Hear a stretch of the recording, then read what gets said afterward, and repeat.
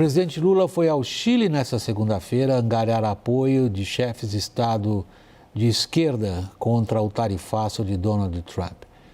O ministro Alexandre de Moraes deu 24 horas para Jair Bolsonaro justificar o descumprimento de medidas cautelares implementadas na esteira do tarifaço americano. A reportagem é de Pedro Teixeira. Lula se reuniu nesta tarde com o premier da Espanha, Pedro Sánchez, e com os presidentes Gustavo Petro, da Colômbia, e Yamandu Orsi, do Uruguai, e Gabriel Boric, do Chile, que sediou o evento. O brasileiro não citou nominalmente o tarifaço de 50% de Trump, mas fez um apelo por uma coalizão institucional que trate sobre o tema. Nesse momento em que o extremismo tenta reeditar práticas intervencionistas, precisamos atuar juntos. A defesa da democracia não cabe somente aos governos. Além do tarifaço, a Casa Branca anunciou ainda a suspensão do visto do ministro Alexandre de Moraes e de um grupo que classificou como aliados do magistrado.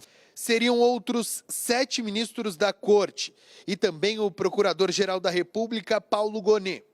Eu trato esse assunto com importância e com seriedade, mas ainda não é hora de comentar. Também segunda-feira, Moraes detalhou as medidas restritivas impostas ao ex-presidente Bolsonaro. Segundo ele, o político está impedido de usar as próprias redes sociais e também de distribuir conteúdo no perfil de terceiros. Na prática, se um veículo jornalístico publicasse uma entrevista com o ex-presidente, ele correria o risco de ser preso preventivamente.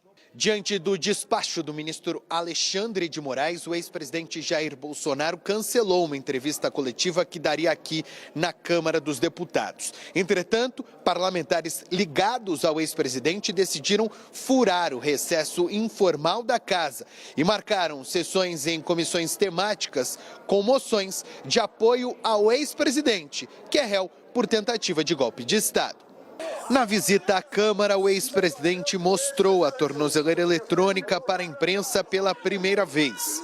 Que vale para mim e a lei de Deus. O deputado licenciado Eduardo Bolsonaro publicou a cena mesmo com as restrições da justiça impostas ao pai. O parlamentar, que está nos Estados Unidos, foi alvo de uma série de medidas cautelares de Moraes. O ministro do STF determinou o bloqueio de quaisquer bens móveis e imóveis, assim como as contas e a chave Pix. Além disso, o salário da Câmara de Eduardo Bolsonaro ficará retido na conta. Walter Maierovitch, há já em curso um debate intenso sobre de que maneira que se justifica, do ponto de vista jurídico, proibir Bolsonaro de dar entrevista.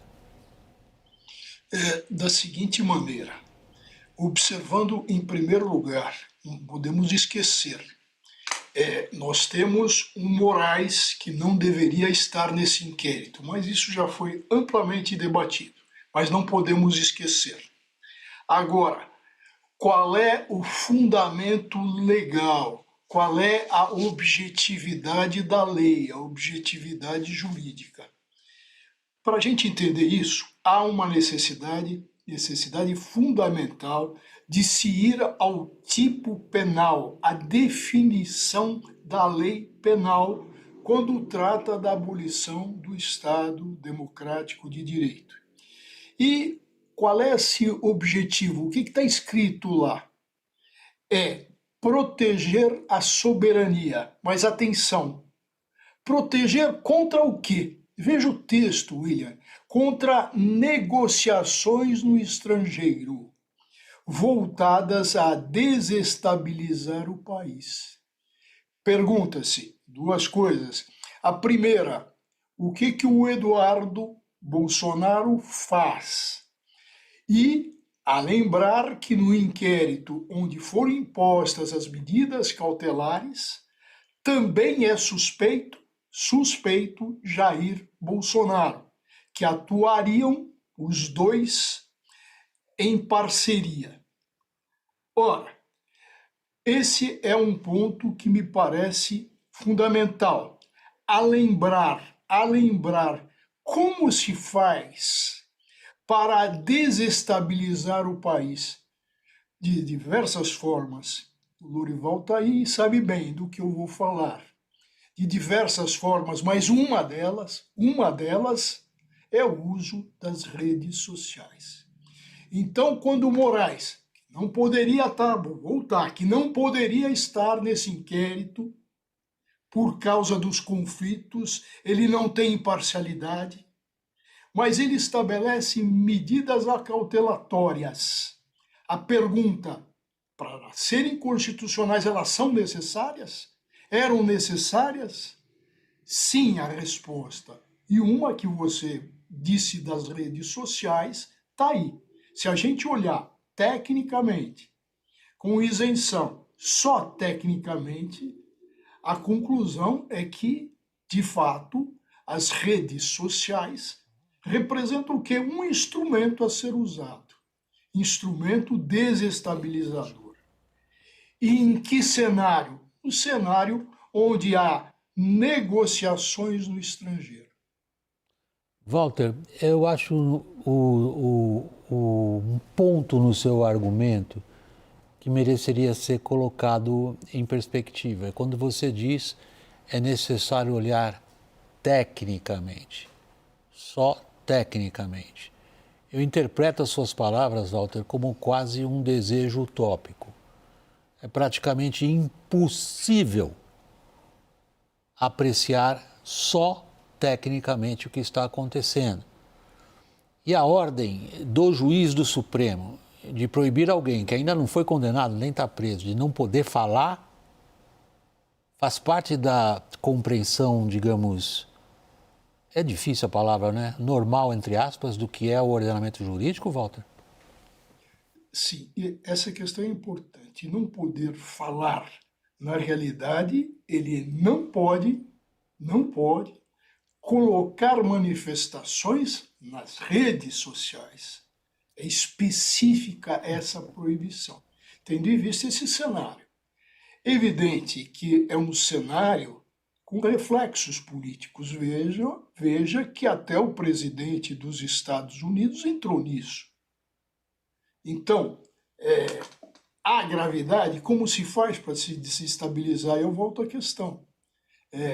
Se faz proibindo as redes sociais. Aí você vai estar dizendo, e o direito de expressão, o direito de falar, o direito de se defender? Sim, o direito de expressão, de se defender, nos devidos locais, mas não é a mesma coisa do que se está tirando um revólver de um criminoso assaltante. Ah, mas ele não pode falar? Pode falar, pode se manifestar, tal. O que ele não pode é pegar esse revólver e continuar usando. Estou fazendo aqui, estou usando um exemplo para se entender isso. Agora, há uma pessoa, ele foi ao Congresso, se manifestou. Outra coisa que me parece importante é esse alerta, essa audiência de advertência, onde vai ter depois das explicações. Não se vai poder imediatamente decretar prisão preventiva. É da jurisprudência, do modo de todos os tribunais e todos os juízes fazer uma primeira advertência. Agora, professor, é que o Bolsonaro, salvo engano, ele não tinha colocado manifestações nas redes sociais, ele não tinha sido proibido de dar entrevistas, né? O Eduardo, sim. Então, a medida que alcançou o ex-presidente, ela passou direto, ela pulou um estágio que havia sido passado para o deputado Eduardo. E aí o escalonamento foi direto para o Bolsonaro. Caio, a resposta que eu dou é muito simples. Nós estamos diante de um caso de coautoria. Então não dá para separar um do outro. O que o Eduardo faz é um papel de agente provocador. Em benefício de quem? Quem sustenta tudo isso? Evidentemente, o pai. E o que a gente encontra nas redes? Manifestações. E o que se pode colocar na rede? Discursos, até matéria falsa. Então, eu vejo sobre o prisma do quê? Autor e coautor, dois suspeitos. Então, a fala de um é simplesmente de adesão ao outro a um plano. Tanto é que no inquérito nós temos também, em apuração, suspeitas de coação no curso do processo, que é coagir a autoridade. Nós temos também atividade voltada a cercear, a não deixar que sejam, que se evolua em investigações sobre a organização criminosa. Se a gente pensar no que já existe no outro processo de conhecimento, esse em fase de alegações finais, nós vamos ver que lá também tem organização criminosa. Então, a gente pode descartar isso. Nesse momento, não, até porque a medida cautelar não pode ser confundida com mérito, com a responsabilidade, se é culpado, inocente, se vai ser... Não, a medida cautelar atende a uma necessidade processual, ela é acautelatória. Ela tem em vista o quê? A existência de um perigo real, efetivo, concreto. É nisso que, juridicamente, eu vejo. Liberdade de expressão evidente, manifestação, sim, evidentes, mas tudo pode ser objeto, estou dizendo com relação a isso, a restrições no interesse público. E aí mais grave, no interesse nacional, porque a soberania foi afetada. Lorival, você quer intervir? Nesse momento ainda não. Daniel? Lorival? Eu estou achando interessante porque eu sabia que existia um dispositivo desse nos Estados Unidos, né? Até mencionei isso no WW de sexta-feira, né? Uma série de assessores do Trump foi presa, condenada à prisão e presa, depois indultada por ele, quando ele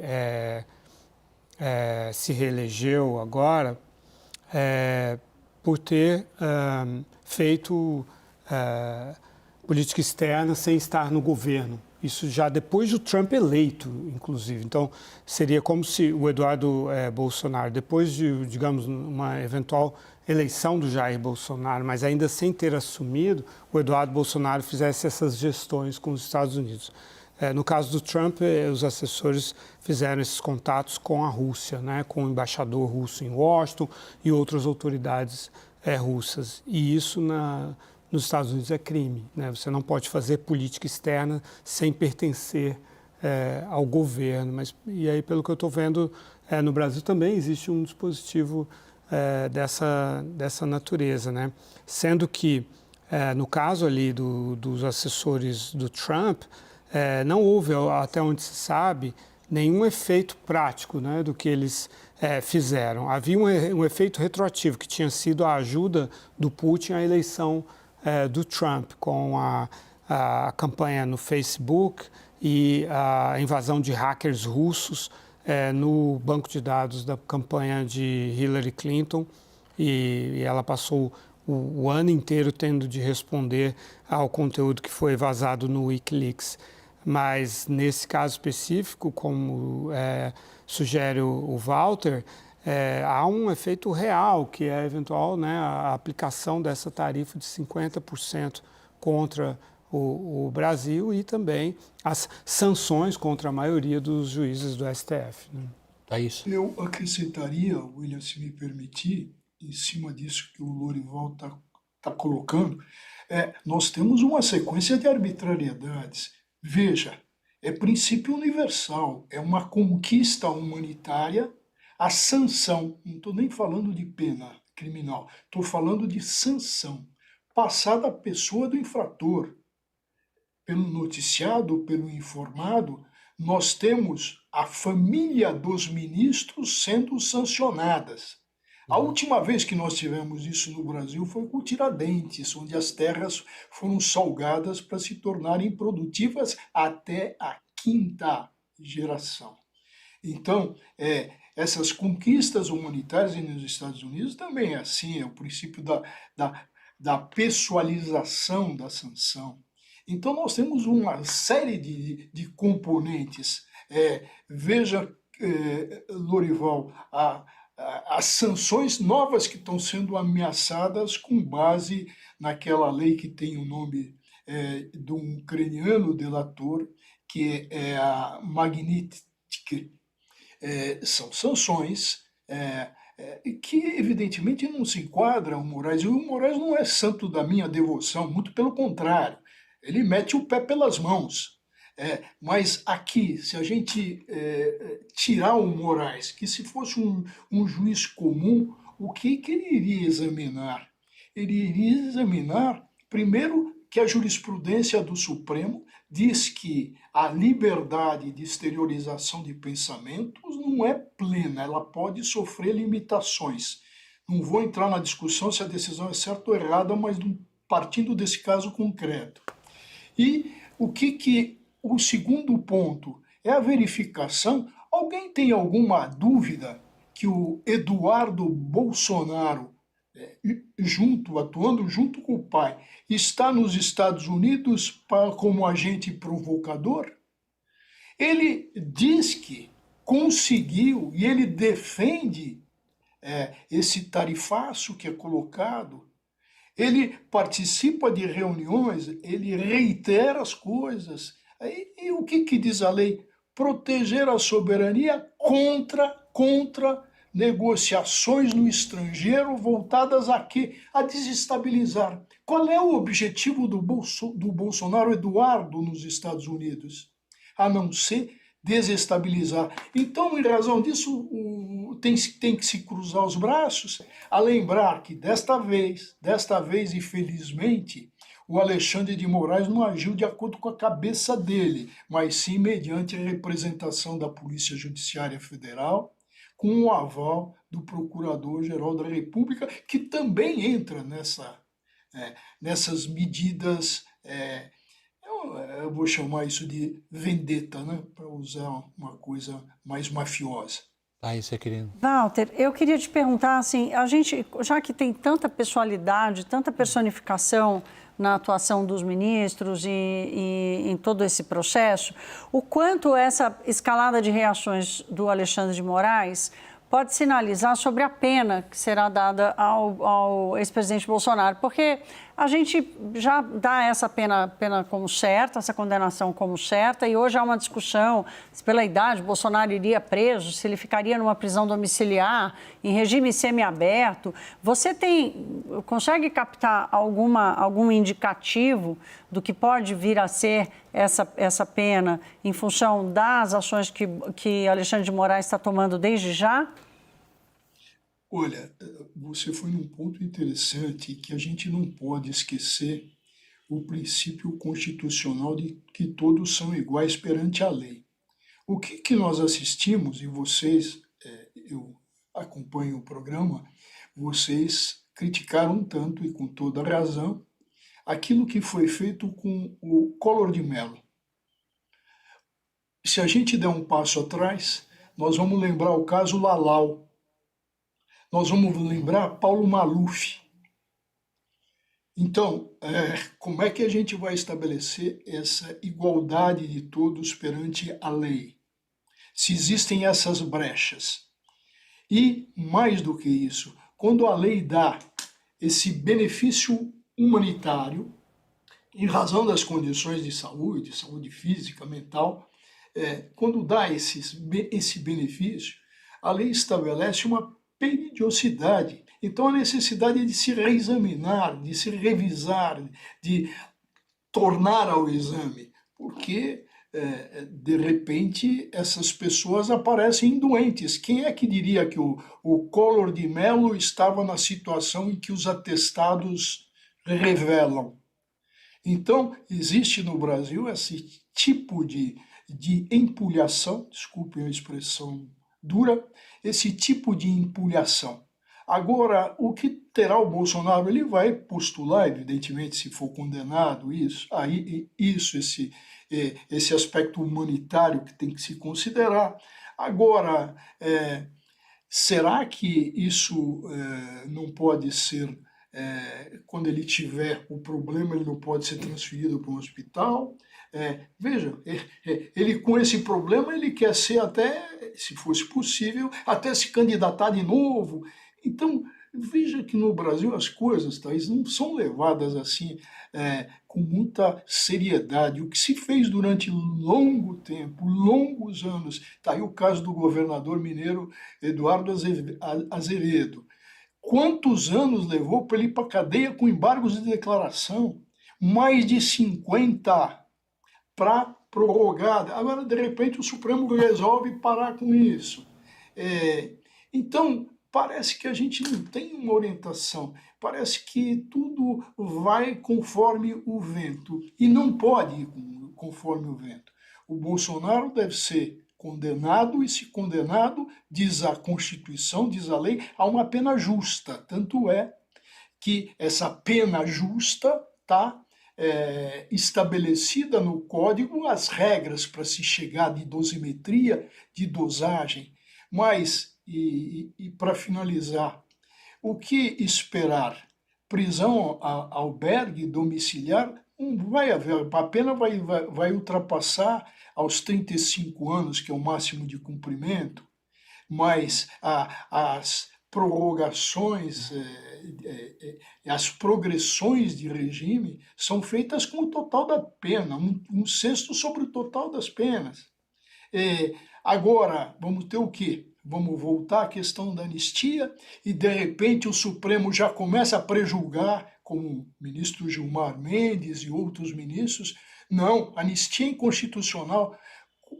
William, você que teve uma longa vida na Alemanha, que tem uma das melhores cortes constitucionais, você assistiu alguma vez à Corte Constitucional adiantar a questão sem ser provocada no momento certo? Não, mas nós temos isso aqui no Brasil. As comparações aí são escorregadias. O Daniel até aqui não participou. Walter, eu queria voltar a um ponto anterior da sua fala. O quão sólida ou o quão frágil é a tese da soberania nacional evocada por Alexandre de Moraes na sexta-feira? Ainda que seja uma ditadura absolutamente imaginária, a percepção de um segmento importante da direita, do bolsonarismo, é de que se vive uma escalada autoritária e que é preciso denunciá-la no exterior. Como que essa denúncia da escalada autoritária ou de uma ditadura imaginária se enquadra na legislação brasileira? Tem amparo sólido? Veja, se a gente olhar a Constituição e também olhar as emendas realizadas e verificar o que? As convenções, nós vamos verificar, isso ocorreu até no governo Fernando Henrique Cardoso, em que as cortes internacionais têm jurisdição dentro do direito internacional, de aplicação do direito a superar a decisão do Supremo Tribunal Federal. Então, se Corte de Direitos Humanos, vamos pensar na Corte Internacional, vamos pensar na Corte Regional, então é aí que está o caminho legal constitucional. O caminho para protestar contra decisões, a não ser no campo político, mas assim mesmo limitado, a não se extrapolar para o campo criminal, como a gente está assistindo com o Eduardo Bolsonaro, não é, evidentemente, reclamar para o Donald Trump nos Estados Unidos e exigir sanções. Então, o caminho é absolutamente equivocado.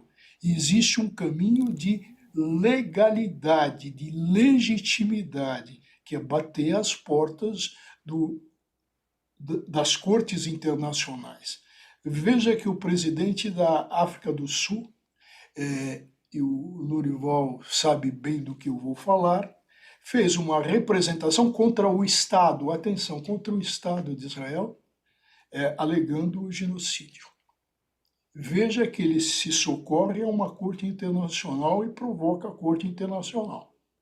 Então, o que eu quero dizer é que existem remédios, mecanismos que são legítimos e os que não são legítimos, como, por exemplo, se aproveitar de um presidente norte-americano e tentar sanções. E o presidente norte-americano, e aí vem a questão da soberania que você coloca, que teria sido muito fluida na decisão do Moraes, violação de soberania, poxa, está na cara quando um presidente norte-americano enxerga o Supremo Tribunal Federal como um balcão de negócios, atenção, como um balcão de negócios, e propõe o quê? Propõe uma troca. O fim da taxação pela impunidade ao ex-presidente Jair Bolsonaro. Walter, então, aí está o ponto. Walter, modus e rebus, né? Walter, aí está o ponto. Aí está o ponto. Quando se discute hoje o que o Alexandre de Moraes fez em relação à proibição ao Bolsonaro de falar, praticamente o Alexandre de Moraes está tentando banir Jair Bolsonaro das redes sociais. Me parece um empenho fútil, mas enfim, é no que ele embarcou. Nós estamos aí baseados no que ele decidiu. Porque ele considera, e a expressão foi sua, Walter, que as redes sociais são um revólver na mão de alguém que usa isso para te extorquir, para te ameaçar, para te chantagear, o que for. O fundo da questão que a gente está examinando é não apenas o ordenamento jurídico e a interpretação que o integrante do Supremo faz de códigos do processo, de itens do Código Penal, mas que a ação política esse ente tem, o ministro do Supremo. E aí me parece, pela sua própria argumentação, Walter, que isso se trata de uma ação política interpretada pelo juiz como defesa do Estado brasileiro contra a atuação de quem ele vê como criminoso contra a soberania desse Estado brasileiro. Aí nós temos um outro patamar de discussão política que foge ao jurídico e o jurídico passa a ser visto por grande parte da população como uma aberração, o jurídico. Porque ele é usado na luta política, violando o que me parece ser o princípio da liberdade de expressão do réu. Bolsonaro é réu. Walter. O que a gente tem que colocar, no meu modo de ver, evidentemente, é o seguinte: o Supremo não age de ofício, ele precisa ser provocado, chamado. E ele foi chamado diante de um caso concreto e diante do que foi levado a ele. Foi levado a ele, ou melhor, foram levados 3 dispositivos criminais. Então, ele tem que verificar a aparência de um bom direito e tem que decidir. Afinal, em caso de não existe conflito de interesse que possa ser excluído da apreciação do judiciário. Está escrito na Constituição. Nenhuma violação pode ser excluída da apreciação do judiciário.